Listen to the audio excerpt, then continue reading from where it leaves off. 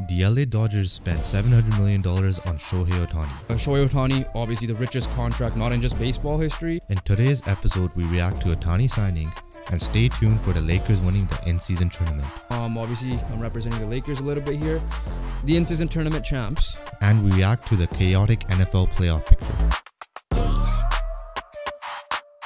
What's up, everybody? Welcome back to the BTR podcast. Before we get started, please like, comment, and subscribe. As always, make sure you guys follow our socials, link down below. Our challenge videos will be back this week with the blind rankings, draft videos, overrated, underrated, etc. So make sure you guys subscribe for the YouTube Shorts.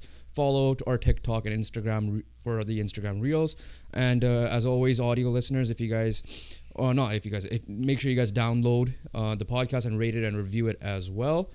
This is take two. As you guys could tell from our Twitter, take two, or from our Twitter post and Instagram story and YouTube community post. Tech issues. We actually had a whole episode recorded on Sunday night for Monday, and I absolutely destroyed the laptop somehow. Just destroyed. By it. destroyed, he didn't physically destroy it. I wanted to physically destroy it, but it's gonna be a similar pod like what we did that day, except add more stuff to it because we were doing in the middle, right? So let's just get right into it again. Say it again. Shohei Ohtani is a $700 million man. Yeah. So the Shohei watch is over. Before I'm gonna talk about the timeline, but I'll tell you the conclusion right now. Like Joven said, it was a 10-year, $700 million contract by the LA Dodgers. So the timeline, he deferred 680 now. That's as well. That's so we have to. That's later news, which we'll get into later. So he's getting paid $2 million per year for 10 years, and then once his career is over or the contract's ended, he's gonna just get a full $680 million. And there's finance things involved, which we'll slightly get into. But no, the timeline of the whole free agency thing. Obviously, end of season, he's a free agent because he didn't get traded at the deadline. The biggest favorite was the Dodgers. I said that from the beginning. I thought he was going to be a Dodger since the trade deadline, and obviously he lived up to that. But a surprise finalist in the Blue Jays, I genuinely didn't think I thought they would have considered, but not like heavily considered, because reports have come out they were gonna come close. They were close in that ballpark so they were definitely in the 600s. Because in our initial take we said 500. We're definitely going to say 600 now when we get into the later topic, because reports did say that they were in that same ballpark. But what happened, essentially, it picked up more on Thursday, like in the last week. There were reports that he's going to be imminent with his decision, or a decision could be made on the weekend. So Thursday, it was the imminent report, or Friday was the imminent report. And then flight track happened. Everybody started tracking flights. John Morosi, who came out and said it looks like he's on his way to Toronto. Some Dodgers post that he chose Toronto. So naturally, Blue Jays fans and Toronto fans in this case as well, because we are Blue Jays fans out of Vancouver or Surrey. But naturally we're like, oh, what the hell? Like, we knew that the reports coming into it that he went to Dunedin. How legit the meeting was going to be there, we don't know, but he apparently did travel, or at least his team traveled at the minimum.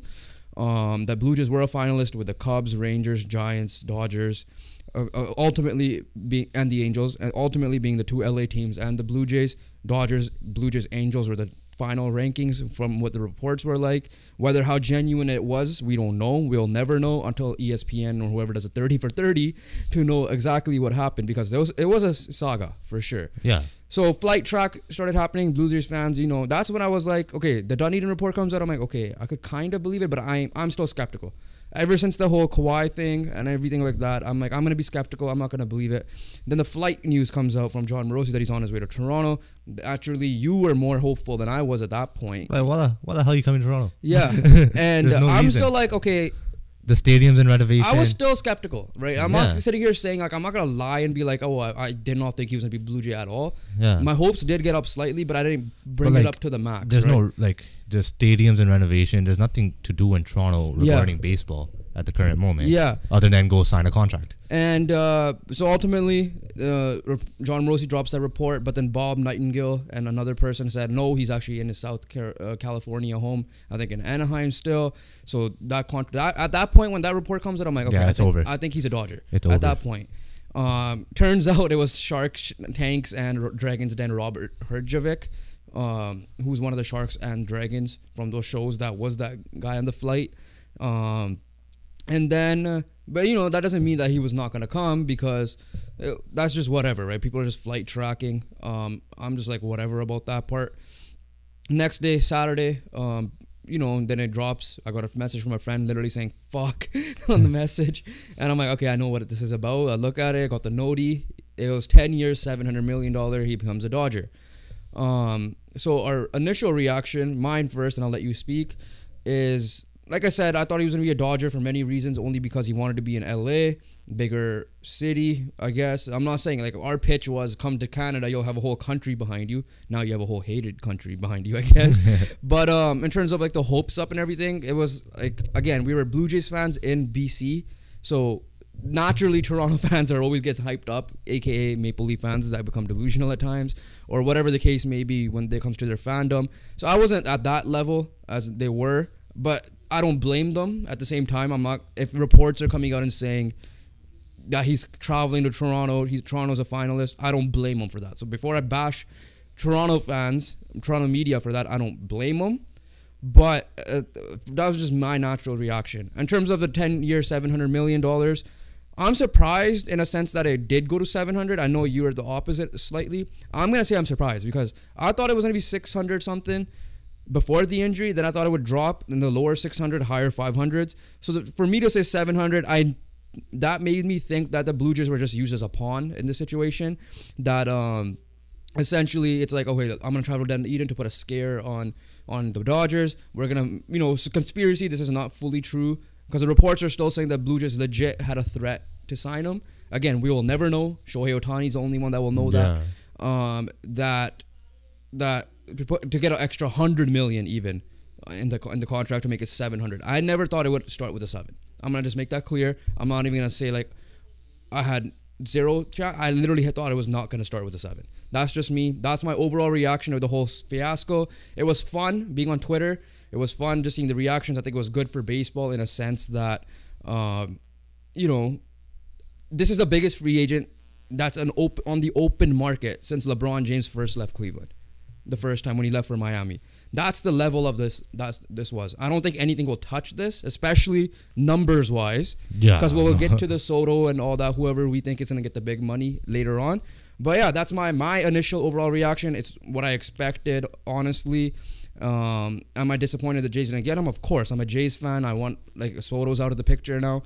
But at the end of the day, this is what I expected, and we'll get to the Jays in a second. But let's just finish your thoughts on the Ohtani situation. First of all, I was gonna be a little bit more higher on hopes, because like Jay's, the only way you get better is by this is the only way you get better. Yeah. Right? Because there's a big fall off after Ohtani on the hitting side of the market, free agent market, right? Free agent, yeah. So that's number one. Number two was I thought he was gonna be a Dodger. Obviously, deadline, I was convinced that he was gonna get traded to the LA Dodgers, but that didn't happen. But eventually he became a Dodger. So I'm not surprised, obviously, Dodgers got him. But at the same time, the hope was there for me, right? And obviously that report, when he's coming to Toronto, I was like, okay, yo, he might actually be a Blue Jay. To the point I'm like, okay, yo, where's he going to bat in the lineup, all that stuff. I genuinely started planning that out in my head when I saw that report. But obviously that didn't happen. Yeah, I didn't go that far. Yeah. No, it was just that moment. Yeah. Right? Like, otherwise I was like, okay, yeah, he's going to be a Dodger probably. But it was fun to see, like, alright, like, I'm genuinely happy that Blue Jays made a full-blown effort at this and all that stuff. We don't know how genuine it is on Ohtani's side of things, but at least we made the effort. But like, we're second, right? I was gonna say, considering, like, I listened to Adnan Virk in the morning before I let you finish off. I just want to say that this part is important because it's gonna add to your point. Adnan Virk, John Morosi, John Heyman, all these guys, Jeff Passan, all thought it was the Blue Jays were not even like top 5 at all pre-off season, that they thought they were behind like the Braves, Cubs, Dodgers, Angels, Yankees, Mets, so on and so forth. So yeah, to that point, they obviously made an effort and continue. They made their pitch and it almost worked out. And yeah, point 3, the money. I'm not shocked. Yeah, 700 was like, it wasn't expected for me, but like I'm not shocked, because it honestly breaks down perfectly. Because at the end of the day, like, if you're looking at one side of his game, if you're looking at pitcher Shohei Ohtani, he was gonna get around 30 to 35 million per year, right? And he got 35 million per year. Hitter Ohtani, he's getting 35 million Hitter per year. Ohtani is easily 400. Yeah. So like he's easily Trout money at that point. Exactly. So it's just because of that. Yeah. Right. I could see why it got around 700 because he's two players. Like he is genuinely two players. So I guess. I'm not shocked, but it wasn't expected because I was expecting the 600 million range. I guess my rebuttal to that was I didn't expect him to do both for a long, over the whole 10 years at an elite level. I feel like he would end up dropping the pitching most likely. And on top of that, the injury. Because we don't know how he's going to look pitching-wise after the injury. Right? Yeah, so there's a risk there for the Dodgers in this case. That's why I was surprised we started with a 7. I wouldn't have been as surprised if everything was healthy. Even with that, you could even say he's getting 500 million just for his hitting. Yeah. And you could say, okay, at 200 million for his pitching is still obviously his hitting is better than his pitching. Yeah. That's what we could agree with that, right? Yeah. So, and I think most people would agree there. It's just this year's pitching was actually Cy Young caliber. Yeah. Finished it out. So we'll see there. I think he's going to it's going to be 4 years. So obviously year 1 is not going to be pitching of his contract. But I do believe at least 4 of the 10 years he's doing both. Okay. So just before we get to what this means for the Dodgers and the rest of the teams that were involved, off the bat, Shohei Ohtani, obviously the richest contract, not in just baseball history, sports, North American sports, or even sports in general, because the last person who had this record was Leo Messi, salary-wise, to be exact. I know Messi has ownership stakes and stuff, but I think Messi's was in the 555 million range to 600 range, depending on which way you do the transaction. By the way, for Canadians that are watching this is 700 million US. So if the Blue Jays really wanted him, I think they would have to offer $1 billion. It's close to $1 billion. It was 930 million or something. So it was 951, I think. Something Canadian. like that, yeah. Yeah, so it was going to be $1 billion, right? Yeah. But anyways, Shohei Ohtani joins, obviously is the richest contract. Second is his former teammate Mike Trout, which was 426. So it's almost, I wouldn't say it's doubled, but it's almost 300. Yeah. Mookie Betts, his teammate, of his 356 million. Aaron Judge 360 million. Manny Machado 350. Fernando Tatis 340. Francisco Lindor 341. Bryce Harper 330. Giancarlo Stanton got 325. And then Corey Seager signed 325. So he joins the payroll with so Shohei at 700, Mookie at 356. Freddie Freeman was in the 175 range, I want to say, over the 5 years. It's a lot of money getting dished out. And whoever else, how much ever money. Clayton Kershaw's a free agent now. So let's talk about the deferral thing because we have to talk about this from the Dodgers. Now let's talk about the Dodgers and that deferred salaries. This puts Dodgers in play for all those major pitching, those big pitching free agents, right? Because that's their biggest weakness. Like the Snell, like the Yamamoto, and whoever else is remaining. But those are their top 2 in my opinion.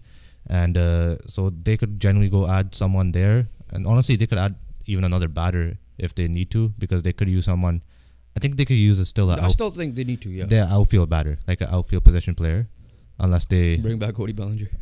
But I think the other thing is unless they get a second baseman and move Mookie back out to outfield. I think they announced Mookie's second base. So then they should get an outfield hitter because Jason Hayward's gonna be a starter there on one of your outfielders. So if you could get an outfield hitter and a starting pitcher or 2, then obviously you're gonna be well-rounded and star power at the same time. Because there's teams that are well-rounded, they have good at everything. I would say like the Phillies. Yeah, but no, I think Phillies are better. They have the star power too. Oh no, I know. I'm just saying. Yeah, they have good everything, but they don't have the star power. Yeah. The Dodgers would have good everything, and the star power times. You say Phillies don't have star power? I'm saying Phillies do have star power. Oh, okay. I'm saying there's teams that have good everything. Yeah. But they're there's no star power. There's a balance everything or whatever. Yeah, something like that. But they have good everything. Yeah. If they get those those outfield hitter and the pitcher, and star power times 3.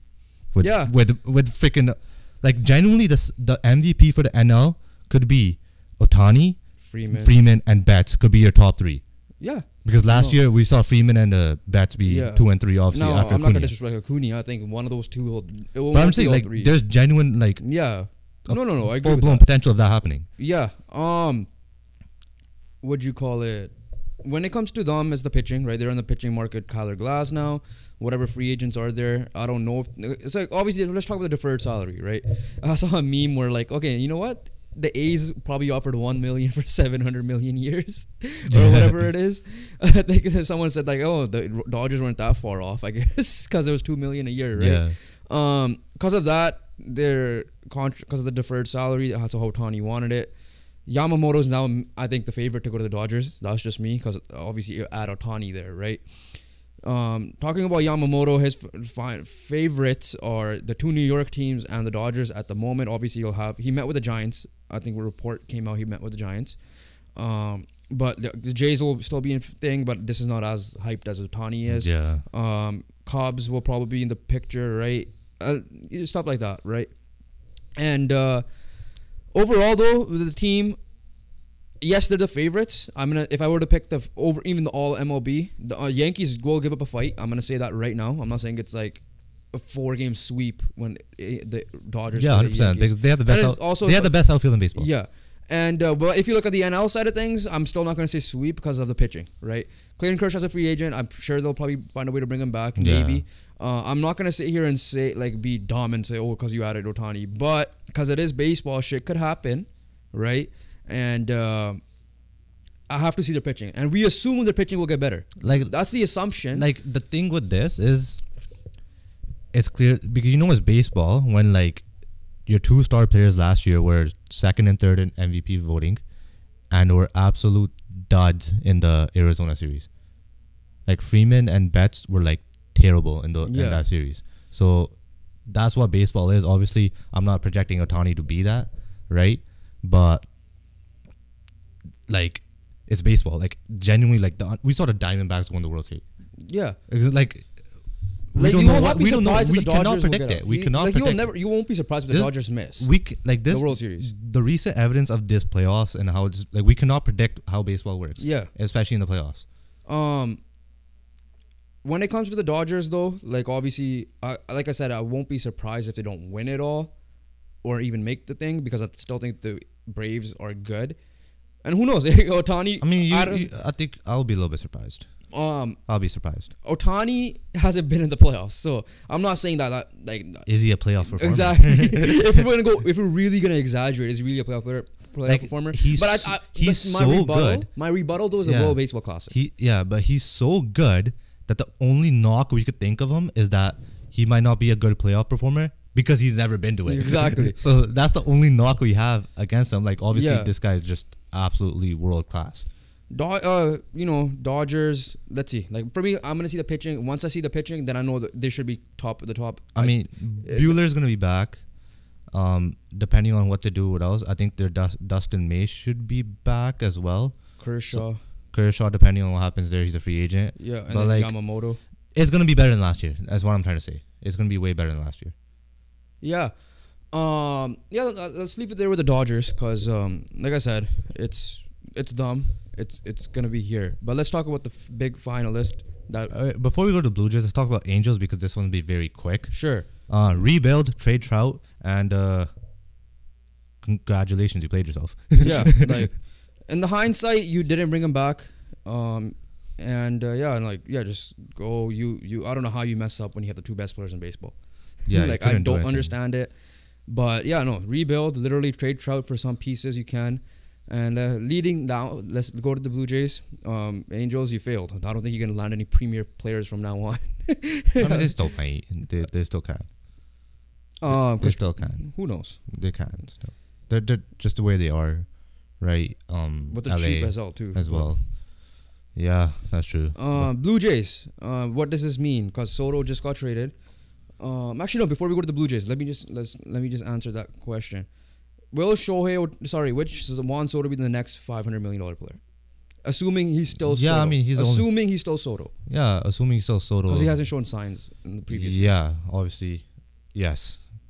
Right? Like, there's no one else. He's the biggest chance. There's no one else coming The fact that he rejected a 440 before. Yeah. So, like, he's gonna obviously negotiate it to a 500 no matter what happens. So, like, especially seeing Ohtani getting 700. Yeah, like, I don't think he's gonna budge. Like, he's like, give me 500 million. And that'll be the first conversation in every team meeting he goes to, or like right. He's like, it's 500 million is the floor of the contract, in my opinion. Yeah, I think it's him. Like, is there any player you could think of on the top of your head No, I don't think if Vladdy goes to 2021, he's not. He's not getting. He'll probably get 400. Barely. If no one else. Yeah. Genuinely. Acuna got his money, right? Acuna's paid. Julio's paid. Wander Franco's out of the league. So like these are only young guys I could think of. And I think Franco got paid too. Did he? I think he did. Yeah. So so Franco has been done anyways. So. Yeah, like there's no one so really else. It's literally just Soto. It's literally just Soto. And he's gonna hit the market because Scott Boras clients always do. He will, yeah. But let's talk about the Blue Jays because this is a potential name they might go after next year. But outside of the Soto thing, let's see what are they gonna do. So they went from Plan A to Plan C real quick. Pretty quick. Yeah. Obviously the number one name comes out to be Cody Bellinger. And listen, my thing is now, if they're willing to spend $600 million minimum on Ohtani, you have no reasons to allocate those resources properly to other teams, right? So at the other players, at the moment, whether it be trade market or not. Yeah. So at the moment, like obviously your options are limited, but you could still like spend a little bit of cash here, a little bit of cash there. I'm not saying go all out, so we assume you budgeted $600 million. Yeah. We'll just say $500 million just for. I'm saying 600 because the report literally said. Yeah, no, but I'm just gonna say $500 million just because, fuck it, why not, right? Sure. Like just to be, I guess, a little bit more realistic here. So $500 million. I'm not saying spend all of that $500 million because let's be fair, the hitting class is not strong this year at all. But like, you could spend the money on a Bellinger. You could pair him up with a Soler or a Teoscar Hernandez, right? And get yourself a decent starting pitcher from the market, or you.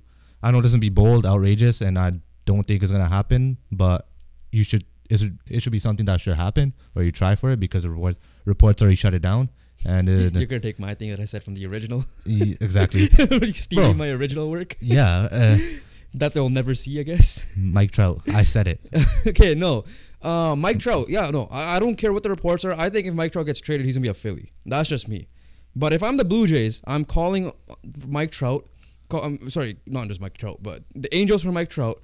I'm calling Cleveland for J-Ram. I don't care, right? Because I don't know what Cleveland's doing either, especially if they have another bad year. Yeah, their TV deal. Those are the two big names off the top of my head I'm calling, right?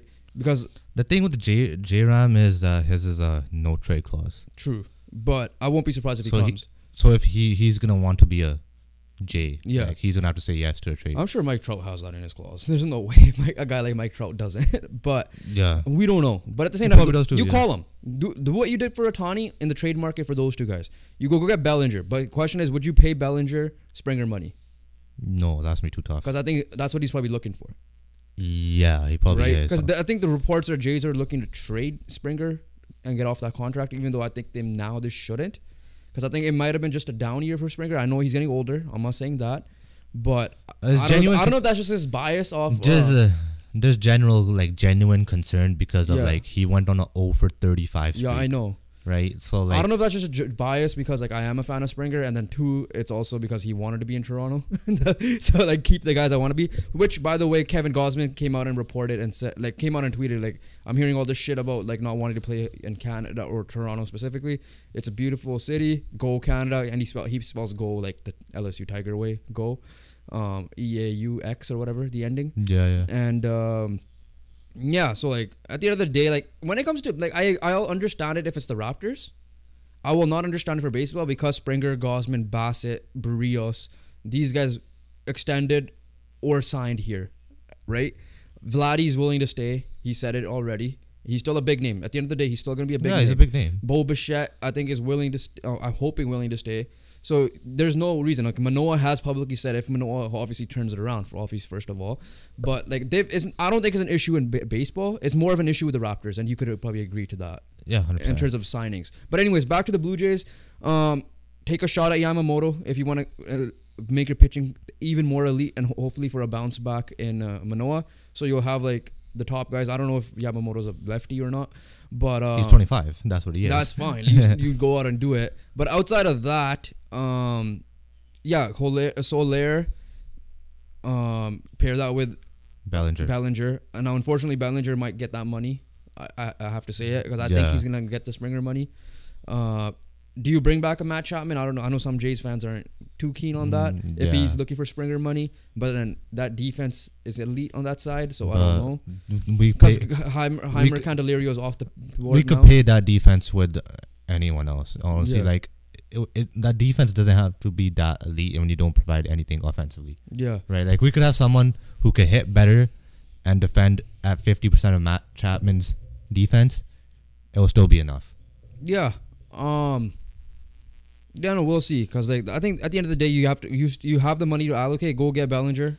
You literally said Ross Atkins literally said you have a 2-year window. That's when the Vladdy and Bo contracts come up. So right? Sorry, last thing. Yeah. The biggest thing that also matters is can Vladdy bounce back and be 2021 like or even a fraction below above 2022.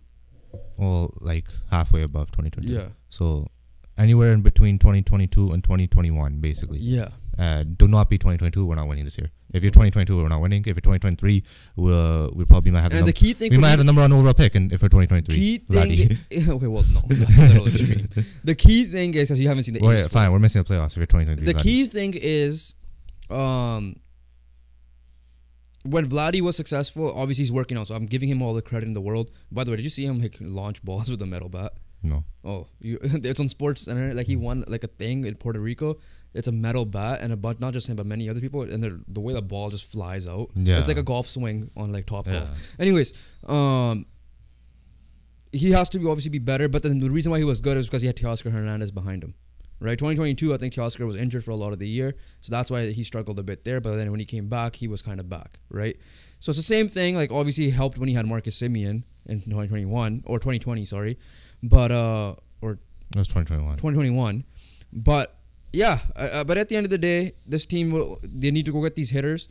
Their pitching is already elite. You got to hope that Barrios still continues it, and then Barrios is fine.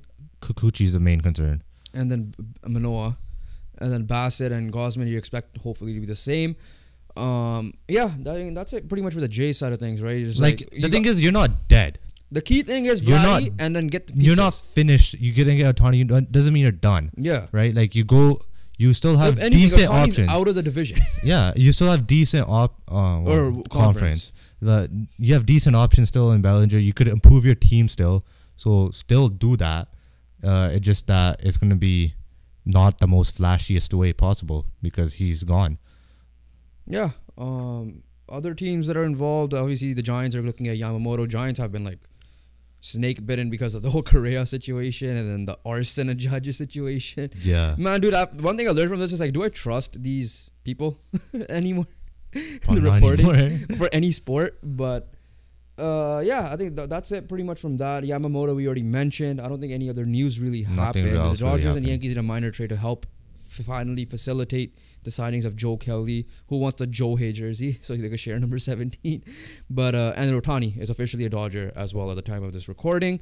But yeah, we'll leave it there. Overall, fun experience. We're no longer going to be clickbaiting Shohei Ohtani anymore. And but today's an exception. Except for today's video. Except for today. But outside of that, let's go to some NBA. Obviously, I'm representing the Lakers a little bit here. The in-season tournament champs. It concluded on Saturday. So the semifinals ended up being the Pacers beating the Bucks in an upset in Vegas, and the Lakers obviously handled business with the Pelicans, which we'll talk about the Pelicans slightly later with the reporting of from Stephen A. Smith and all that. But your overall reactions and thoughts of the tournament, what you have seen so far, they're obviously going to bring it back. They deem it as a success, which I agree with. Should we go? Let's just go in the game first, but I feel like. I mean, I missed the second half, but the game was close. Yeah. Until it became not close near the end of the game. Yeah. I mean, we'll just talk about the games. The Lakers-Pelicans, nothing to talk about. LeBron and AD, especially LeBron, showed up. And when that happens, the other team rarely wins. Then they were 7-0, and then the Pacers were also undefeated. And then Pacers and Bucks, what a game. Obviously, Pacers were pulling away. Bucks came back, and then Pacers pulled away again. So Tyrese Halliburton, he emerged. So this tournament is suited for guys like him to propel. And listen, I understand it's a regular season game. Now we'll get to the thoughts and reaction. Yeah, well, quick thoughts on the final quickly. It was supposed to be as expected, right? Anthony Davis, especially with the Bucks not being there. Anthony Davis balled out, and when that happens too, which is usually every other game, 40-20 game, which is usually every other game for him.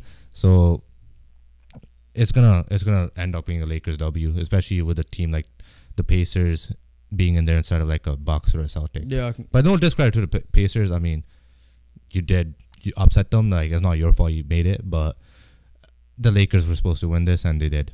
Yeah. I mean, I guess like at the end of the day, here's my thoughts, right? The first main conclusion is time will tell of how serious this tourney is gonna be in terms of legacy wise, right? Now, this is the first ever. You want to be known as the first ever, so congrats to the Lakers in that sense. I'm not going to be sitting here delusional that, like, oh, this is bigger than the NBA Finals or the NBA like, if the Lakers miss out on the Finals, it's not a big deal. It is going to be a big deal because this is not the Pacers. For Pacers, this was a bigger deal, but this helps their momentum, both teams' momentum, going forward. Because, like, at the end of the day, it was still a big regular season games, right? In terms of the knockout stages. And the Lakers side of things, listen, if you're a fan of a team that's in a final, we've done it with Man United in the Carabao Cup, you're going to root for them to win. Yeah. It doesn't matter, right? There's no issue. There's no issue. Like, I don't want to hear people, whether they know me or not, be like, why is it such a big deal, blah, blah, blah. You're in a final. You want to be known as a winner for a final. It doesn't matter. Because at the end of the day, if you want to look at the European examples, FA Cup, Copa del Rey's, Carabao Cups, they still play top players in the finals, like semifinals and so on and so forth, right? It's like there's no issue for me there. Yeah, like at the end of the day, you're gonna support your team. Don't go like crazy. Like if Laker fans are going nuts, like, oh yeah, we won this big, we're like the best in the world. This is gonna make us better, the best franchise in sports and all that stuff. No, no, right? Like, yeah, you could use a slight argument because the Celtics and the Lakers are tied. No, I'm not even putting this in an argument. But at the moment, I'm not putting this as an argument. But at the same time, though, you could use it. It depends, right? Like, time will tell about the legacy of this, because it's like we've never been part of something that hasn't been started yet, right? Because like when we were born and started watching sports, everything that we've been watching, it's been similar. It's been set up from before we were. Yeah, it's been like the same. It's been the same. This is the first time they're implementing something, and I'm fine with like making regular season games more incentives to it, right? The question is now, how is it going to be later down the road? I like the tournament that it gives a vibe. I'm not saying it's a playoff atmosphere, which we'll get into in a second, but it shows like, okay, you have big games, and in the Eastern side of things, mainly everything except for Lakers Sun games. The Eastern side really like players balled out, right? Like, look at Tyrese Halliburton. Like, this could help his negotiation in a contract, whether like to show or bonus wise. If there's a tie between him and like De'Aaron Fox, for example, for a third All-NBA third team, I might give the edge to, depending on what De'Aaron does down the line. I'm saying assuming as of right, like last year's De'Aaron Fox, for example, Tyrese Halliburton literally 0 turnovers in like 3 games or whatever it was during this tournament, with the amount of assists he had and clutch buckets to like ice games. That's crazy. This will help him propel that situation. Yeah, right? so like, help him propel a contract, help him propel an NBA spot or an MVP not finalist, but like maybe like a vote for an MVP. Yeah, like.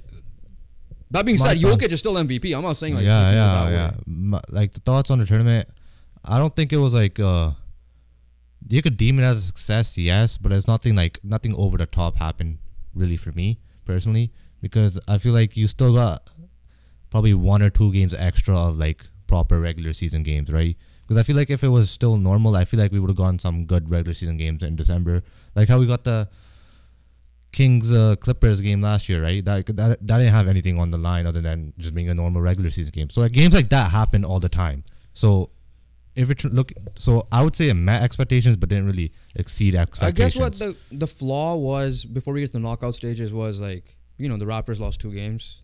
What's their real big incentive to play, right? But like players were bought in. You can't like disagree with that. I didn't say that. Yeah, No. I'm just saying you as a whole. Yeah. You can't really disagree with that because Joe Mazzulla was literally doing haka drumming. Yeah. Because he needed to get point differential points to be going to the next round. So they've considered it, and I like that aspect of it. And many NBA fans that follow NBA heavier than us, and I know out of the 2 of us it's me, but like King of the Fourth Quarter and stuff, like he loved it. Right, because those Pacer games, for example, all right, and as a neutral, I said it when we made our predictions. Like, if I was a neutral, right, if I wasn't a Laker fan, I would have preferred either Lakers Bucks, what was the NBA's dream, right? You don't want an MLB situation with the whole ratings, all that stuff, as much as we disagree with that. or Pacers Pelicans. Because I thought that as an actual NBA fan, Pacers Pelicans would have been much more fun to watch. Yeah. But it happened to be, it's not like the Lakers' fault that they're playing who they are and the Pacers. Because the Pacers took out the Cavs and the Sixers in their group. And then obviously the Celtics and the Bucks. And if they had won this, I'm not saying this is as big as like Detroit Pistons 04 playoff thing. But like it would have been like a road to winning. It's a talked about story, it's right? This tournament is much bigger for the smaller teams. Because... like for the Pacers, this could help their playoff push with the momentum. Like, you know what? We're probably because they're defensively, they're like the second worst in the league, right? So they could be like, okay, you know what? We're like an OG and Nobi away. So call up the Raptors, or maybe call up the Nets and Mikal Bridges away from being where we are. Like this probably showed like Tyrese Halliburton is the guy. Now let's partner him with someone else, with Miles Turner, whoever. The thing with that, I don't agree with that fully because I still view the Pacers the same if they would have won this. I would have viewed the Rockets, I would have viewed any team, any smaller team the same, right? Like, at the end of the day, there's still a different beast in the playoffs than it is in the in-season tournament because there's something bigger on the line. And you don't go to Vegas. Like, if that game was played in Milwaukee, would the Pacers win? Maybe, right? But the chances of going to Milwaukee much more than it was a neutral site, which I believe they should improve on. We both believe that they should improve on. Leave it as a home. If you want as much more playoff atmospheric, the Pacers Celtics is a competitive as you get, as close as a playoff game. Honestly, that was a playoff game. The Pacers Celtics game was a playoff game with the fans being involved. Take off the court. Take off the court. Keep it as a normal playoff thing as well, and let the team that playoff atmosphere. Because I don't think they were going to do best 2 out of 3 or 4 out of 7. Yeah, no, I'm talking. Yeah, that's what I meant. Like, I'm fine with a single game elimination. Yeah, obviously that makes it better. That's why a lot of us love the March Madness and NFL playoffs. But that's another thing that I think they should improve on because the crowd should play a big effect in this. The atmosphere should be like a playoff atmosphere, and the Pacers Celtics game is the closest or on the same level you'll get to. So that's what kind of ruined it, the semifinals and finals for me personally. Another thing is, this tournament doesn't really change my perspective of any team because I still don't think the Pacers are going to do much in the playoffs. I'm speaking more of down the line, like momentum carry forward. Like right now they're like I think in a top play-in spot or a bottom playoff spot. I feel like this confidence-wise it helps. You have to admit that. Yeah, no, but it's also so far away. Like there's still so much season left. No, and I agree. I'm saying that's my point. This confidence could ride the momentum. Be like, you know what, we got this. We beat 2 teams. But the momentum could shift away when you go on a 3-game losing streak. But I view it as a positive though. More. If it's a different story if this thing was like in March, right? Then you could say, okay, yeah, they have momentum for the postseason. But it's in December, bro. Like there's no momentum to ride on to go into the postseason from this. My point is like, as a Pacers franchise, they've seen. So you're trying to say they might have learned something about themselves, exactly. But there's no momentum here because but the confidence grew, right? Because especially for the Pacers, the teams they beat, right? They beat 2 contenders, right? And they beat. Well, I guess you could say. But you gotta do that 4 times. Well, no, and I get that. That's playoffs. I'm talking about just going through. Because the formats are obviously different. You can't compare this to the playoffs directly. Yeah, but like I'm trying to say, like there's no momentum involved in this. You said there's gonna be a momentum. I'm saying momentum. You said what you said was there's gonna be momentum for to make something happen in the postseason. No, I said they lead up to the postseason in terms of regular season. Yeah, and I don't agree with that because it's so far apart. But you agree with the confidence part, yes, but that's my point. With momentum shouldn't be. Yeah, no, momentum and confidence. Because here's the thing, like you know how like they gain confidence from this, but they're not gaining momentum from this. Listen, it's natural, and athletes have missed it. You've played games, I've played games, I've coached your games. When we see a team that we're playing, and like you've seen like a team that you've played that you've always struggled against, the confidence is like, oh shit, like we don't know we could do this. And I'm not gonna say the team name just because. Yeah. But the team that always beat you guys, when you finally beat them and you're U16. Yeah, we got confidence, but there was no momentum. But like it helps though, because it's not like you guys, that fear is out of your brain. Yeah, so keep it confidence. So what I'm saying is that they've proven that any team they play now, going up to it, they'll give a fight. Yeah, so they should believe that, like, you know, they could win any game. They could win any game. But at the same time, obviously, it's gonna be hard to beat the same team 4 times, especially as an underdog. Playoffs. I'm not talking about the playoffs here. And then obviously like they learned something from this. That's the best way to put it, right? Like I think this is beneficial for those type of teams. That's the reason why I'm saying, like, it'll give them a confidence boost, and it gives the playoff the personnel, the front office personnel, to know, like, okay, we know where we could go. Because Tyrese, you can't tell me like this wasn't a big games for Tyrese Halliburton. Oh yeah, it was, right? Like, LeBron obviously elevated his game in the play-in more than the actual. Yeah, nobody's arguing. Sorry, not play-in, the in-season tournament, because they went 7-0. Yeah, nobody's arguing that. Yeah. So, or 8-0 now. I don't know if the 8th game is the final. This carrying over for the rest of the season, that's what I don't agree with. Okay, no, that's fair. That's fine. I get that part. But in terms of the tournament, I'm fine with it. If at least because you just made that point right now, that the Lakers were completely different beast in the in-season tournament and completely different team. Yeah. Yeah. So, but I'm saying but the difference is the tournament's over now. That time the tournament was on.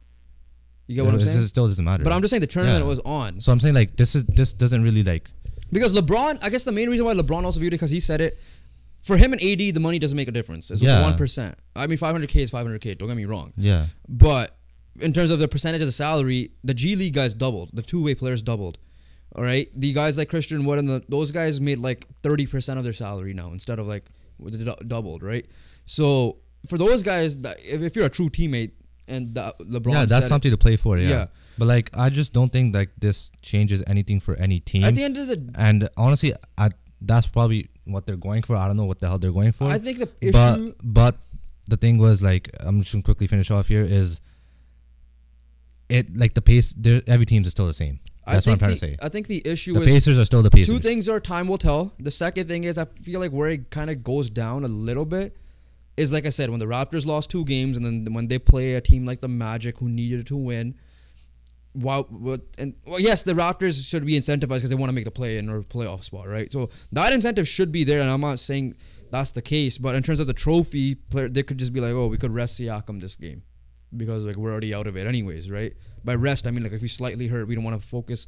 We don't want to get him injured more because of this tournament that we are no business being in anymore, because we got the 2 losses. We might as well get him healthy for the next game and make our actual push. Obviously. That's where it gets ruined, I think, slightly in terms of competitive levels. But for the knockout stages, I agree. We agree. That was 100%. We agree that like especially it should on the be east side, that's where it elevated the most. Yeah. But we'll see. I'm still a fan of it. I have no issues with it. Yeah, I have no issues with it. I'm just saying, like, for me personally, like, there was no significant change to the season. Let's see though. Yeah. I hope that maybe if they're honestly, and I think it should be like that, because like it's still like you still gotta keep it like a regular season as a normal season. So my question is, this was the best bet of doing it. So do you agree with the Lakers and any other team that wins it in the future putting a banner, not per win, but like what the Lakers are doing is they're putting a banner, but they're doing it like how they're putting like a sticker of the year they win type of thing. That's fine. Yeah, because like at the end of the day, like if you're gonna make it look serious, I think maybe Adam Silver requested that as well. Like you want to make it count like an FA Cup situation, right? Yeah. I think you should do that, because if you're trying to make this a big legacy thing, it doesn't have to be a banner, because eventually it will be brought up in discussions future. I'm not comparing Jordan to LeBron, but like LeBron to Steph in the future, or LeBron to Luka in the future. Well, let's go with more younger players, just because. Let's say it's Chet versus Wemby. Yeah. Right? Like, then it will probably be a case. Because... yeah, like, those two have a case, right? Yeah, but at the end of the day, like, trophy's a trophy. If you're a fan of the team, celebrate that you won this. But don't go excessive either. Don't be like, oh, yeah. Like, we're the greatest team ever. Yeah, because exactly. of this. No. Don't do that, because at the end of the day, You're not. Yeah. It just doesn't change anything. Overall reactions, though. Let's start with the two biggest news, because we forget about one team during this losing market. But Pistons... the game of when will they win the next game? They reached 20 games in a row. Yes. Not winning. So, speaking of the Pacers, they lost to the Pacers. Yeah, so 20-game losing streak for the Pistons. And I predicted Utah Jazz to be the win. So that's going to be like another like 5 more games still in between. Like that's when they'll get the first win. Yeah. But the other team that we're going to bring up, because we'll do the same thing because that we did last time. Because the Pistons are so bad that no one talks about this team. The San Antonio Spurs are on a 16-game losing streak. And right now they're playing the Rockets. Is that game over? I'm not sure. But you can quickly check. Oh, yeah, I'm checking. They're lost. They lost? Yeah. So this it's was 17 now. This was my I think it's 17 now.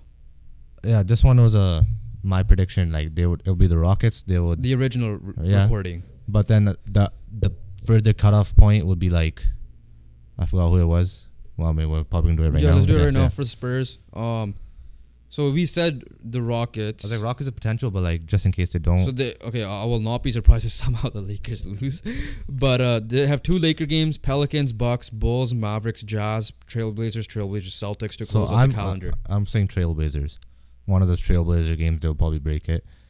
I'll go Jazz, but I'm not gonna say Jazz for both. So we'll see. Because I say Jazz for I'm still the Pistons. Yeah. Obviously, the earliest.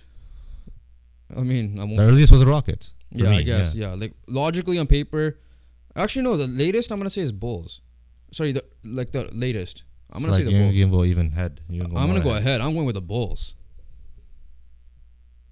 Yeah. Yeah, I'm going with the Bulls. I think that's when we'll get their win. Obviously, them playing the Lakers back-to-back scares me, but outside of that, and they're home for those games. I think they're. Hey man, there's no knock on Wemby for this though. Yeah, you're still balling out. So Rookie of the Year ladder, I think we agreed that Chet has to be first. Yeah, but Wemby is second based on the score as well. Like we shouldn't knock what Wemby is doing because of what his team's doing. But Chet's a factor. But there's a factor of like, you know, if Chet's like helping his team make the playoff push, which like they Scotty clearly are right now, like how Scotty did when he won, that should be accounted for as well. Yeah. So, but like, say if they're both like missing the playoffs, right, and like Spurs were just worse team like last year, Ben Carroll. Yeah, like. Yeah, basically. Yeah. We shouldn't knock like Wemby for being. Like, 100%. Because people were arguing Cade to win it. Yeah. So, but at the same time, when Scotty won, when Chet's helping you do what they're doing right now with the Thunder, like you can't take that away. Like you have to give credit where credit's due. Okay, so I'm gonna play a quick game. I'm gonna call it stay or drop. So I'm gonna give you a vicinity, like an area over where the team currently is in the standings, if they're gonna stay or drop. Okay. The Orlando Magic are currently 16-7, 1 game behind first place, and they're half a game above the Sixers and the Bucks. All right, are they gonna stay top 4 or drop to a play-in spot? Or I'll give you the 5-6 area, but you could even go drop as low as out of a playoff spot. I would say 5-6. Teams behind you to help you. 5-6. 5-6. So the teams behind them right now are the Bucks, Sixers, Pacers, Cavaliers, Knicks, Nets. Everyone except for one. They're second place. I'm saying the teams that I think you could say you could go up. But yeah. Yeah, no, but true. They were second place, bro. I know who's behind them. Okay, true. Yeah. But yeah, so what were you saying? By the season end. 5-6. So you're saying they'll drop out of the home playoff spot? Yeah, 5-6. Okay. After that, will you be surprised if they go further down or no? No, but I'll say 5-6 just because I gotta respect what they're doing right now. Okay. The Minnesota Timberwolves are first. Every team is behind them, obviously. They're top 4. You're saying top 4 for sure. Top 4. So they're staying in the top 4. Yeah. Okay. The OKC Thunder are 1 game above the Mavericks and the Lakers and the Nuggets. 1.5 on the Kings. Suns, Clippers, Warriors. They're too young. So are you saying top 4 or they're dropping the play-in spot? 5-6. So you're playing it safe. You're not even gonna say play-in spot. No, I think they're still good. But I feel like, you know, the little bit of too much of the youth will get to them a little bit in the season where they might go in a little cold stretch that will drop to 5-6. But I think their talent is there enough to keep them 5-6. Okay, last one, couple. We're gonna do the opposite: stay or go up. Okay. The Pistons are going up. Okay, no, I'm not going with that. The Golden State Warriors are 11th place outside of a play-in spot. Yeah. They're currently 1.5 behind the Pelicans. All right, I'm just gonna answer your question. Play-in. Play-in? Yeah. They have nothing. They're nothing without Curry. So I'm saying stay as in no. Like my question is stay as in they're gonna miss the playoffs. No, I say play-in. Like they're going up to the play-in spot. Yeah, like I still think they're enough. Like Curry will do enough for them. Yeah. But outside of Curry, they have nothing. Clippers are currently in a play-in spot. Are you gonna stay in the play-in area, drop, or go up? They are gonna. They're 1.5 behind the playoff spot right now. They're gonna stay. Stay in a play-in spot. Actually, no, I don't. They're 5-6. They're 5-6. Okay, so right now, you're saying the Thunder dropped to a play-in or 5-6? 5-6. So you have Timberwolves, Thunder, Mavericks, Nuggets, Lakers, Kings. So which team will drop to the play-in then for the Clippers? What? Because you said like you're saying the Thunder is going to stay in the top 6, right? Yeah. So their top 6 right now are Timberwolves, Thunder, Mavericks, Nuggets, Lakers, Kings. Which one of them is dropping for the Clippers? Kings? Yeah. Okay. Nothing for the East. Okay, very quick reactions from your team, especially who just played. They're bad. They're exactly what I expect them to be. It's obviously going to show when you have lack of direction or I guess an over-exaggerated plan or view of the team, which is like if you're convinced that this team is a championship team with Siakam and Barnes and all these guys here and Fred VanVleet like from last year, you're wrong. And we saw it. They didn't do anything to help change the team at all. Nothing happened at all. So you're handing out fat contracts to players that are just good. They're not amazing. Number ones in the league though. They're not amazing. Like Pirtle doesn't deserve a $20 million contract. There's no from the Raptors. Yeah, and there's lack of direction. It was gonna happen. Like, everything that is expected is happening, and you could tell. And I can't blame Darko fully because what does Darko really have to work with? Because Siakam was so good before Darko came in, so it's gonna be hard for him to adjust. I can understand why he's struggling. Obviously, Barnes is a different story because he's younger. This is a type of coach that needs young players, and he doesn't have enough of that. So at this point, are you in the mindset of you already saw it from Scotty? You're impressed. That's your non-positive from the year. Yeah. Trade Siakam, whatever the package of I've Hawks been want to saying give that, you. yes. Trade OG, even though they're saying they want to partner him. Well, OG I could still see because he's a little bit younger. But he's a unrestricted free agent. Yeah. So you're saying trade him, get the pieces, and just build around Scotty. You can't let him go for free at the end of the day, right? Like I've mentioned this so many times before. I'm not going to say it again and blow my mind again off of this. But you can't let these guys go for free because you let Leonard go for free. You let Kyle Lowry go for free. So don't even mention him. But I'm saying what happened. He went for free, right? Got a championship. You lost him. But what happened when he's left for free? I'm not saying... Like, I'm saying what happened, though. Yeah, I know, but like I feel like Kawhi is not you can't use Kawhi. I'm just saying what happened, bro. That's what I'm trying to say. Like, Kawhi left for free. Kyle Lowry left for free. VanVleet left for free. Obviously, Kawhi is obviously the more exaggerated option. Yeah. But you let top players go for free. Yeah. At the end of the day, Kawhi is a top player that you let go for free. So, okay, I don't want to argue this. I'm not arguing that. I see your point, but I'm just trying to make like you guys are repeating the same mistake over and over. That's the point I'm trying to make. Okay. By using Kawhi as an example. I agree with everything, but Kawhi, the reason is you brought in Kawhi. Oh yeah. I know. I'm not saying that. I agree with you, but I'm just trying to make the point, like emphasize the point that you're making the same mistake over and over and over again. I'm playing devil's advocate. Yeah. Obviously, they're not going to trade a guy if you're going to. There's no need to argue for this because like I'm on your boat. Okay, because you said it. That's why. I'm just saying. I'm just like emphasizing that point that you're making the same mistake. Yeah, and you let Marcus Gasol go for free. You let Ibaka go for free. Exactly. Yeah. So there's more players there. But that one again, who was like a playoff push there. Yeah. But obviously the main ones are the more recent. The main ones are Kyle and VanVleet. Yeah, and possibly the two coming. What you genuinely could have gotten something out of. Yeah, me very quickly. Lakers already said. Just carry on the momentum. They're getting healthy. Vanderbilt's back. The defensively they're getting better. Hopefully that helps the rebounding. Darvin Ham, just figure out your coaching. That's all it is. Darvin Ham just has to figure shit out, and that's it. Outside of that, just stay healthy. We'll be fine. We've clearly shown that when it comes to bigger games, labeled by the NBA, you performed. You perform, and the playoffs last year as well, minus the conference finals. All right. Before we go to the other leagues / last NBA, this is the last NBA topic. They announced the inaugural all-tournament team.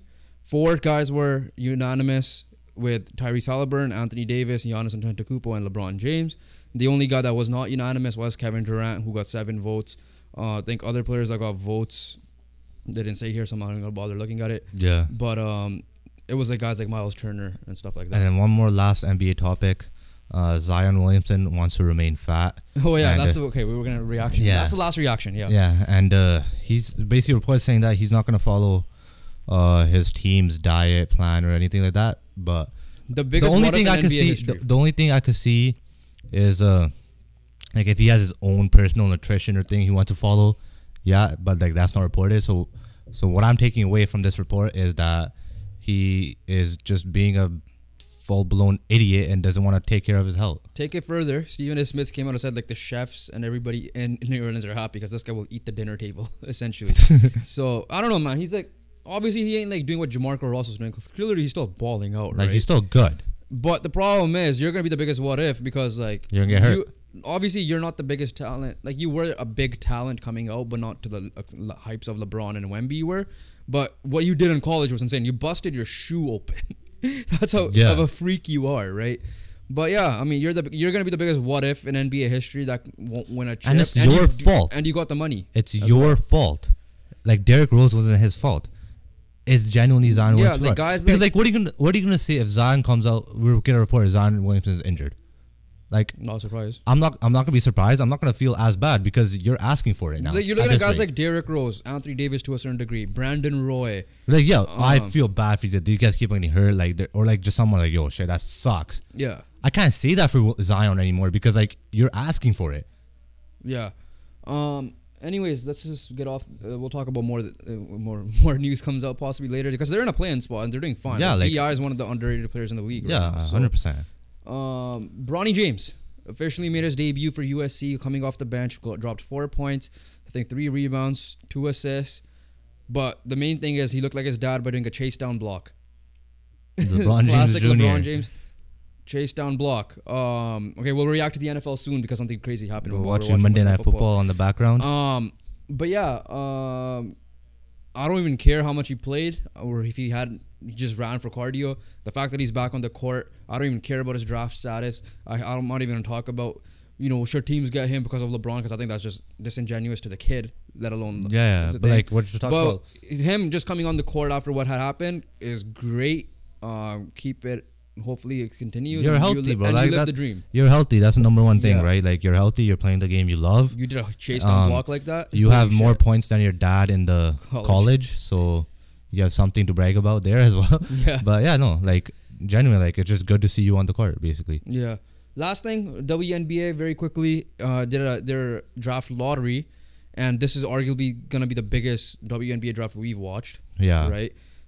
Because names like Caitlin Clark, Paige Beckers, Aaliyah Edwards, Angel Reese, Cameron Brink are going to be in this draft if they all declare. Haley Van Lith as well. Yes, I believe. So like, this is probably the best draft class. This March Madness will be insane. Yeah. So the winner is Indiana Fever, who is projected to get currently, based on ESPN, and I agree with it, Caitlin Clark. The only way I understand Paige Beckers, because of the injury, people forgot about her probably, and I think she'll be second. That's just me. But I think the only way Caitlin Clark will not get first is if she just falls off or is extremely hurt or something. So not banking on that. So Caitlin Clark is arguably number 1. Number 2, according to ESPN, is currently Cameron Brink, who's killing it for Stanford, and I think they won it 1 year. And then obviously number 3 is Paige Buckets, and then probably 4 or 5 are Aaliyah Edwards or Angel Reese or whoever, right? Obviously, you're on the bandwagon of Paige now. Like, that she should arguably could be number 1. Bro, like 2 years ago, we saw what she did in her freshman year. Yeah. And then we saw what she did in her sophomore year, right? Yeah. Freshman year, she broke records. She even beat Caitlin Clark in a head-to-head matchup. Yeah. In the sophomore year, she helped take the team to the finals. And lost to South Carolina. Aaliyah Boston. Yeah. But no, okay. And then, obviously, with Caitlin Clark helping take her team to the finals this year, obviously, it's going to put Caitlin Clark ahead. Like, I'm not arguing about Caitlin Clark, what she did, but I'm just saying, like, I just felt like we forgot what, like, we've seen from Paige Beckers because we haven't seen her in I think Paige is going to go second. I cannot just, like, Caitlin Clark's a triple-double. I think she could still go first. I'm not saying Caitlin Clark's a lock at number 1, and I'm not saying anyone's a lock at number 1. I'm not saying Paige is going to go number 1. Like, I could see those two go number 1. I have no issues with it. Yeah. Like, you're gonna get better. Yeah. But I'm just saying, like, I just feel like we've forgotten what, like, Paige could do. Yeah, we just forgotten what she could do. Well, no, I think she's already came out and I think has one of the younger girls in UConn history probably. By UConn, I mean the Connecticut University, beating Maya Moore. But I still think if I'm gonna go with it, I'm 70% sure it will be Caitlin Clark, and her teaming up with Aaliyah Boston, who had a great rookie year, is going to be insane, especially with her playmaking abilities as well. So it's going to be crazy. So I think LA might get a superstar in Paige Beckers though. Yeah, that's true. She's number 2, but right now they're saying Cameron Brink obviously, and number 3 is Phoenix Mercury, carrying on Diana Taurasi's legacy. So at the end of the day, these top 3 teams are guaranteed to get better with whoever they pick. Yeah. But at the same time, I feel like the Fever, it might not just be who's a better talent. because they're both so equally good. Yeah. It might just be who fits better with Aaliyah Boston. Yeah. At this rate. All right. Let's move on to NHL very quickly as well. Let's just go with the Canucks. They finally won 2 in a row. So their 500 streak is over at the moment. Yeah, I mean, they haven't really fallen off fully. No. Like that paper right off. Right, they haven't gone. They've done very well to not go on a losing streak. Is what I'm trying to say here, right? They lose one, they bounce back, right? And that obviously the pattern since the Toronto Maple Leafs game was like win, loss, win, loss, loss, loss, win, loss, win. I think the highest is 2 losses in a row, which was like the Philly one, and then there was one. Yeah, so they were at the beginning. Yeah. Nothing much to say about that. We'll react to it more on Sunday. We're hoping to get a guest on for the NHL soon, but overall, though, Oilers are on a 7-game win streak, so it looks like they're going to be in a playoff spot now. Yeah, I mean, they're revived. I think what's being proven as fiery coaches early. Like, imagine if the Canucks fired Green and Boudreau early, we could have probably gotten a playoff spot, because obviously the Wild ended up losing 2 in a row, but the John Hines bump gave them a 4-game win streak. Obviously, ultimately losing to the Canucks first. If you're looking at standings in general, Anaheim dropped tremendously. Chicago and San Jose are fighting back and forth. But the biggest one is Ottawa's last place, but they're 8 games, about like 6 to 8 games in hand. Yeah. So they're 500. And the gap between like these guys are like, wow, like the last place team in the conference is only like 8 points behind the second wildcard spot. Yeah. Which tells you how crazy the Eastern Conference is. As you react to the Tennessee Titans turnover of the ball, because you're just staring. Oh, it's a turnover. Okay, I'm like, they get another touchdown. Yeah. Okay. Before we get to the NFL, because I'm focused on this.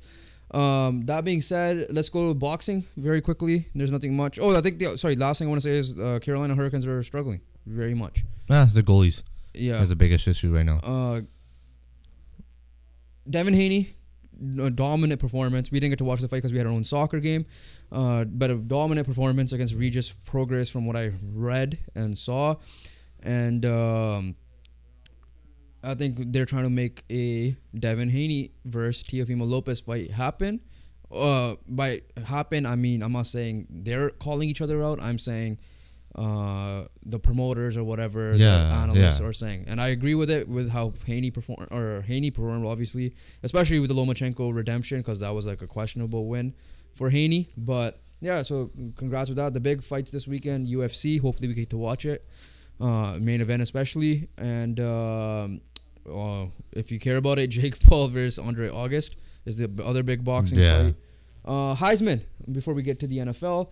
The Heisman winner is announced. Not a surprise after reading the stats and Joven being in shock with those stats. It's Jaden Daniels of LSU.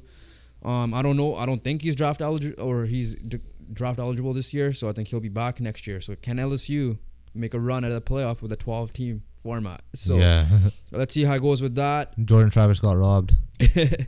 But with that logic, obviously he got robbed in that sense. But let's go NFL. Let's go Thursday Night Football. Or do you want to start with the big game with Sunday Night Football? I'll go Thursday Night Football quickly. And the controversy in the other Thursday night games, because the other games we watched were live as well. Other games, yeah. But Thursday Night Football, it was way better than I expected to be. Yeah. Obviously, Bailey Zappi's the first Patriot quarterback in a long time, to have 3 passing touchdowns by a half, right? So obviously since Brady. And the Steelers are just choked. Their first team in a long time or ever. I don't know what it is, but let's just say ever, just because to lose to lose back-to-back games against 2-win teams in the Arizona Cardinals and the Patriots. So yeah, I mean, shout out. I guess you didn't give us the snooze fest that we expected it to be. Yeah. Sorry. There's an end of the game on for this, but with the ref getting knocked out. But yeah, no, same. Nothing much to add. And it's a touchdown. Green Bay needs a win here. Okay. Before we get distracted, we already got distracted. I know. Thursday Night Football. Yeah, I agree with you. Nothing much to say to it. Everybody thought it was gonna be like a 3-0 game, like us, kind of. But speaking of a 3-0 game, there was actually we actually got a 3-0 game. Yeah. But it was the Raiders versus the Vikings. Vikings getting a late field goal to win it. It was like a punt fest. I think it was a missed field goal. It wasn't as bad as the other one was. That was 0-0 for a bit. I think the Texans and Jets in the first half. Yeah, but yeah, nothing much to say. My Vikings are obviously... They needed that win and they got that win. Yeah. So congrats to them. Joshua Dobbs might not be their starting quarterback next week. Who knows? It might be Jaren Hall or whoever. Yeah, but there's question marks there. The Dobbs story has fallen off very quickly now. All right, let's go to the big story though. The biggest game that we declared game of the week was the NFC East. Eagles, matchup. Cowboys. And the Cowboys cooked. And the standings have changed. The Philadelphia Eagles are the 5th seed. And the Dallas Cowboys are the 2 seed. And the new number 1 seed is the San Francisco 49ers. Who like I said, they're back. But yeah, no, Cowboys. I expected them to win, honestly, and they did.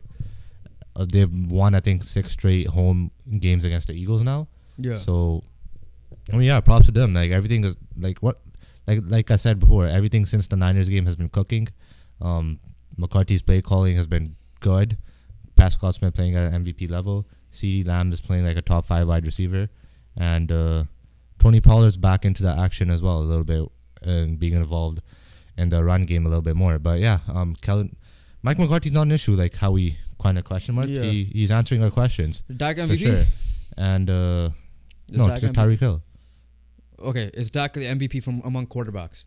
Yes. Okay. Yeah. I know it's still Tyreek Hill. I'm not saying that. I agree with Tyreek Hill. I think it should be him this year. Or CMC, because unfortunately Tyreek Hill got hurt in this game. I think he came back though. Okay, so then it's Tyreek Hill. Eagles. This is what I kind of was scared of. They started off hot in that tough schedule and they ended off very cold. Now they're 3-2 in that schedule. So the 2 losses were the big losses in their own division. Conference. Yeah. So this is what I was scared of from the Eagles when we saw that. But when you think about it, they were winning games. You still have cause for concern because when they beat the Bills, we're like, okay, you're expected to beat the Bills. When they beat the Chiefs, especially this year's Chiefs, we expected to beat the Chiefs. And then obviously, who did they start off against? Oh, I don't remember. Because they started off 3 in a row in that stretch. I forgot who the first team they played before the Chiefs. Cowboys. Oh yeah, the Cowboys. Yeah. So the first Cowboys game, obviously you're home, so it's gonna go to you. Yeah. But when you talk about the teams right now, like the Niners and the Cowboys, these are the best teams in football. Yeah. Right, and you lost them. Whereas the Chiefs and Bills, they're not the same teams as they were last year or the years before, especially the Chiefs. Yeah. So. Yeah, they're in trouble, man. This is what I was scared of, and it's actually happening now. They have question marks. Obviously, had a Shaq Leonard. I don't know how much he's gonna help once he gets acclimated to things. He obviously played a little bit. I'm not gonna say like you're done or anything. Like you're still gonna. Steichen's a loss. Yeah, you still gotta figure it out, and obviously, like we can't say you're done or like we're genuinely scared for you or fear for you because you lost to good teams, right? There's no issue with that. It's not like you lost to like how you lost to the Jets. We're like, what the hell just happened? Yeah. But at the same time, you're going to face these teams in the playoffs, so you're going to have to figure your shit out real quick, though. Because, mention the Chiefs. Let's talk about them. Chiefs, Bills must needed a big win. Got it. They got it, yeah. But if you were a ref in that situation, what would you have done? Because there's 2 arguments in this case, right? 1, it is genuinely a rule. Yeah. 2, it doesn't get called much. Or consistently, because according... It's kind of like the 6-second rule. I saw some clips, right, throughout the day as well, throughout the last Sunday night and like all of today and the Monday, that like Kadarius Toney was lined up offside 4 times in that game. The last one got called. All right, there are people arguing that Von Miller was offside on the same play. Yeah, because apparently his helmet just barely on the line of scrimmage line. But the thing with the Kadarius Toney one is that I genuinely I feel like that is clear. Egregious. That was egregious. Yeah. Like that should have been called. Yeah, I think it should have been called. Yeah, no, but I do feel like I get the argument, but I don't get why are they so animated. Like oh my God, the Giants. What is going on? Anyways, we will react to this game once it ends. But the Packers might have a disappointing L here to the Giants. Yeah, Tommy DeVito. Going back to the Chiefs here. I don't know why I agree with Ryan Clark when he went on the McAfee show today. He said that I don't think he was as Mahomes was mad at the refs as he showed it out to be. I think he was just more mad at Kadarius Toney, but he's being a good teammate and trying to defend him.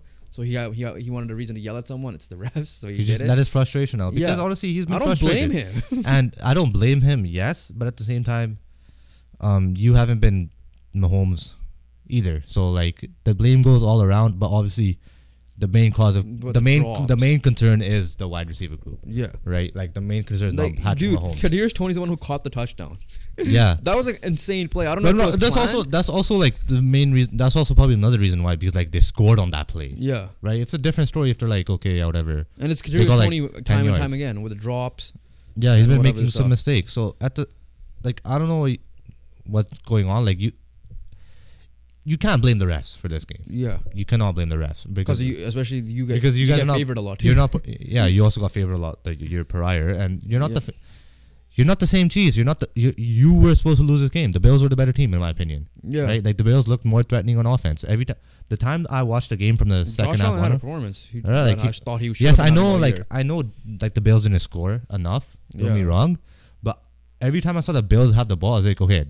They made me like want to get me out of my seat type of thing, like because I get out of my seat for everything, like if whoever scores. Yeah. But I'm saying like they convinced me like, oh, they might score in this possession. Whereas the Chiefs, they kept on getting 3 and out or got one first down on the drive and get out again. So like they didn't convince me offensively, but the Bills did. Yeah. So in my opinion, the Bills were the better team and the better team won.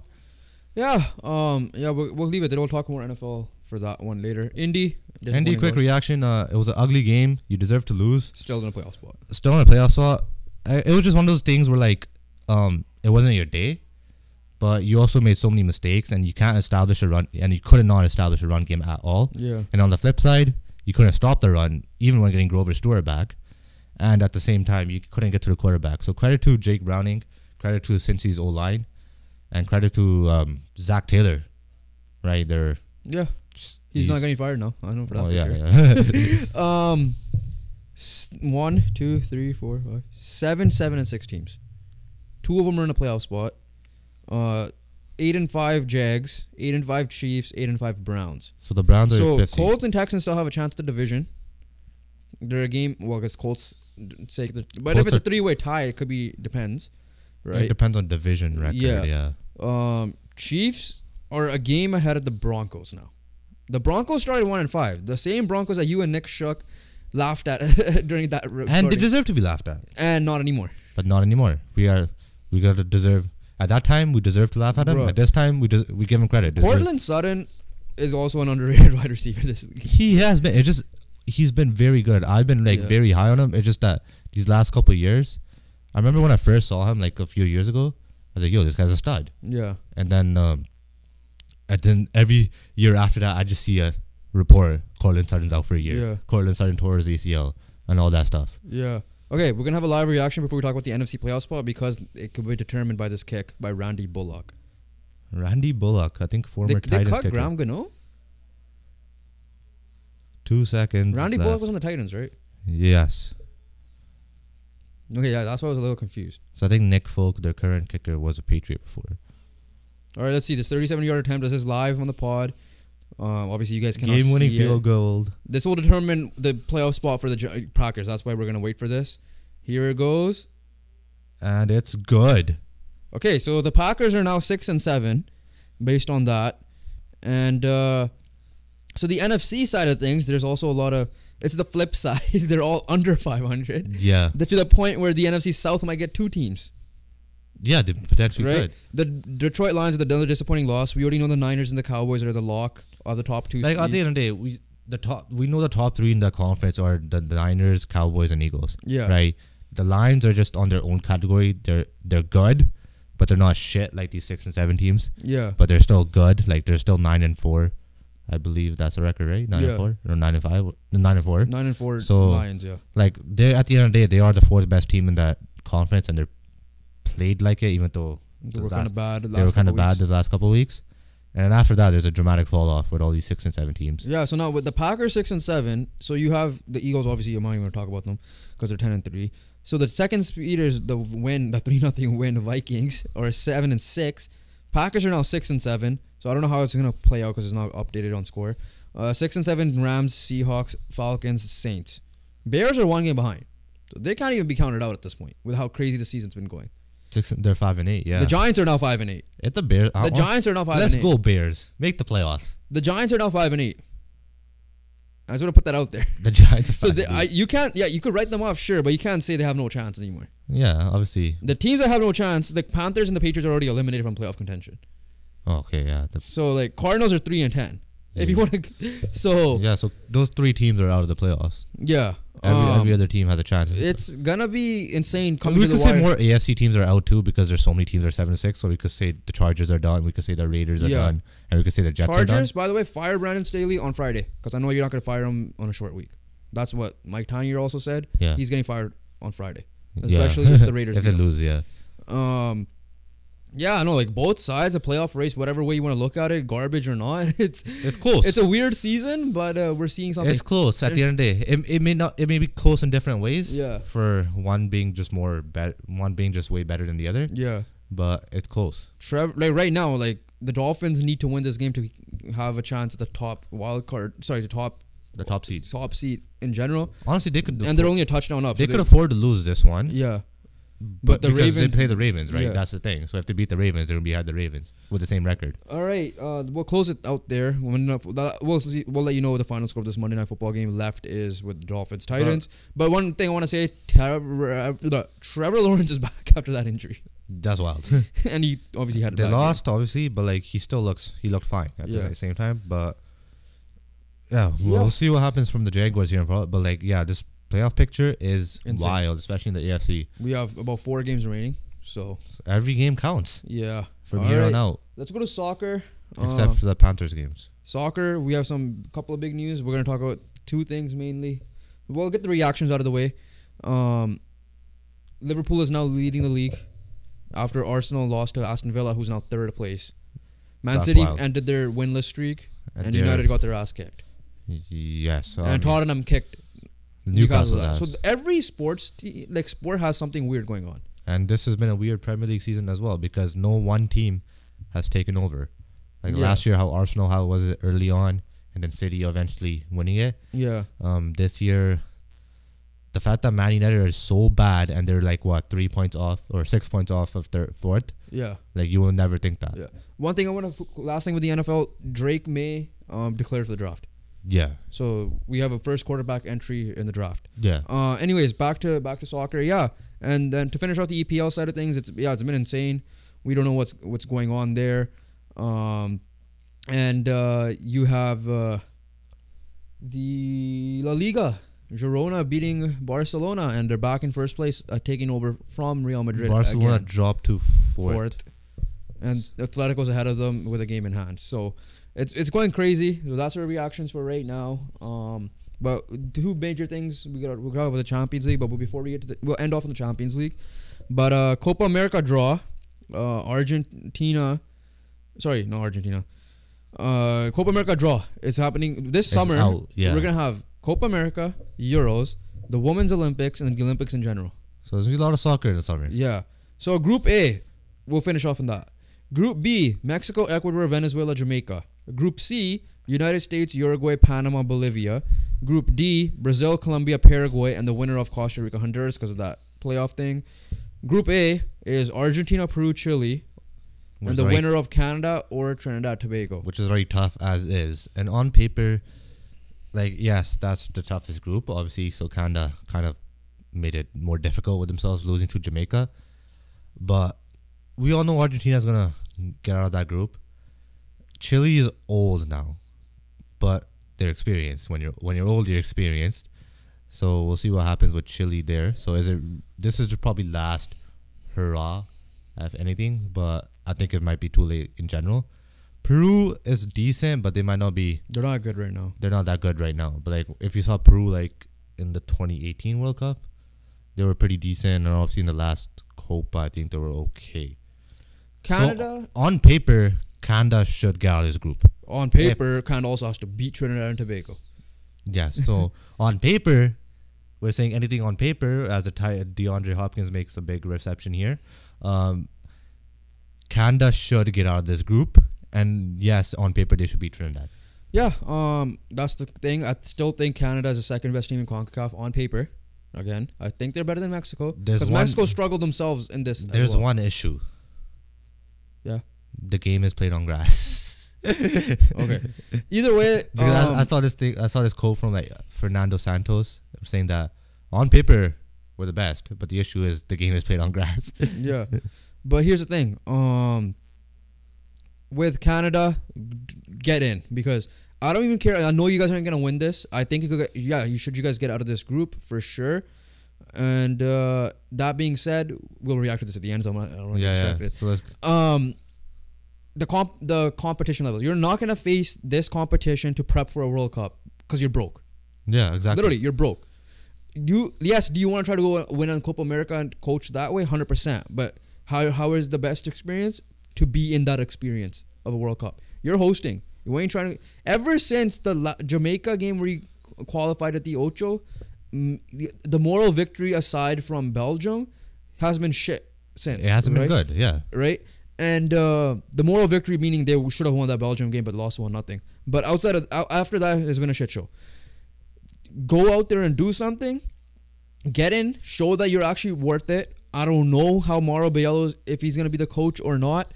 I don't think he's the guy based on how this Jamaica game ended up going. Exactly. I don't know who your guy is. I see Peter Galindo tweeting and Alex Ganji-Ruzic tweeting about guys in the CPL that should be given an opportunity, or MLS to give you an opportunity. I'm fine with that. But get in March. Get in. You already know who you're playing. And, dude, if you don't get in, man, oh, man, you guys are screwed for the World Cup. I don't give a shit if, like, it's mandatory. You don't have this backing from your, like, as a player, show some pride, show some fight, like how the woman did, who qualified when their backs were against the wall. Yeah. Yeah, just genuinely, like, at the end of the day, your highlight's going to be the Ocho. Yeah. Do you want to be known for being the team just qualified? Or do you want to be known for a team that's actually competing? You guys were known as, like, the dark horse, not to win the World Cup, but, like, a team that to watch out for in the World Cup. Yeah, exactly. And you're nothing like that at this current moment. So show some pride and don't be, a little, yeah. A little, yeah. Great analysis, Jobin Ugra. Last off, let's just end off the Champions League. So getting to the groups, we'll finish off with Group F. But Group A, Bayern are through. Man United have a chance, surprisingly. They have to beat Bayern Munich and hope for a draw between Galatasaray and Copenhagen. Those two things must happen for Man Must United happen. to qualify. I don't think it's going to happen. I think one of them could happen. But I think Galatasaray will get through. They'll beat Copenhagen. The most United thing that will happen, yeah, I do agree. I think Galatasaray will get through. But the most United thing that will happen is that they actually do tie Galatasaray and Copenhagen, but United just blow it by losing. Because they blew the last two games. They blow it by losing, like how the Champions League are going, like in the last minute where they could just concede. Arsenal, PSV, I think are already through. The one to watch out for Group B is Sevilla is 4th place with no wins. And that's going to be funny because Sevilla wants a Europa League spot and they're usually a guaranteed win in the Europa League. Yes. I think the only time they lost was West Ham, which was hilarious. But that's wild. Yeah. Group C, Real Madrid is through. I think Napoli has to win to go through or draw. That's it. Real Sociedad, Inter Milan already in. So they're probably going for ranking purposes there. Atletico Madrid and Lazio already through. End off on Group F. City, I think they're the only undefeated team in terms of like 15 out of 15 points. Yeah. And Leipzig already through. Barca's through. And then it's between Porto and Shakhtar, who I believe play each other. So whoever wins that, or if Porto gets to draw, they're through. So there's some match day 6 games to look forward to. Got to end off in Group F still. And the most important ones are right here. Borussia Dortmund's already through. PSG 7 points, Newcastle 5 points, AC Milan 5 points. Living up to the hype of the group of death. You predicted Newcastle Dortmund. I predicted Dortmund PSG. I'm still gonna stick to that prediction. And honestly, that's fair. I went with the underdogs more, just because of Newcastle. But the way that Newcastle been recently, I don't think they're gonna do much. But at the end of the day, some teams will perform better in Champions League than they do in the Premier League. So we'll see if that's the case for them because they performed pretty decently in the Champions League here. Listen, they get a draw. PSG gets a draw and Newcastle wins. I think because of the head-to-head there, Newcastle will go through. Yeah. So they have multiple options. It's not because like they need a PSG loss. So then if I'm Newcastle needs to win for sure. If I'm Galatasaray and Copenhagen, and if I'm Newcastle or AC Milan, and you're like tied in the 89th minute, just make it back and forth soccer. Yeah. Right. Don't there's no point in defending. Yeah. At this rate, like you're gonna need a goal. Yeah, so that's the update there. I think technically we'll get some of these. We're dropping this after the game, the first Tuesday games. Yeah. Because it is on a Tuesday. Because tech issues. If you guys missed that part, but yeah, that's the Champions League update. We're not gonna sit here and wait for this 2 minutes. Yeah, there's still a lot of time left. Yeah. But if you guys made it to the end of the video, subscribe. We give you guys daily sports content. And challenge videos are back. Yeah, we try to give you daily sports content. And took a little break here just because Jovan has exams. So, yeah, and I don't know how to edit. Yeah, we appreciate you guys' support recently. Obviously, you guys are helping us out. The jump from 200 to 229 at the moment. Yeah, and then yeah, we'll appreciate more if you're a new viewer here and made it to the end of the video. Just hit that subscribe button to help us out. Follow our socials for any updates, all our reels and stuff there. Like today's, you could have found out from Instagram and TikTok or on Twitter that we will get that we were delayed. Yeah, right? And YouTube community post. Speaking of that, the Titans might upset the the Dolphins as well. So, but yeah, no, we appreciate everybody watching once again, and we'll also one more thing. Yeah. Look out for the pinned comment below. We'd like to get your thoughts. It's going to be something about Ohtani. So we're going to try doing more pinned comments for all these videos, all their shorts. So we appreciate if you guys comment. We want to hear you guys' thoughts as well. Because sports is the type of thing, like, everyone has a different opinion. A lot of subjective. Lot of perspectives on sports, right? A lot of opinions. Yeah. So yeah, no, but once again, just like, comment, and subscribe. And we'll catch you guys on the next one. Peace.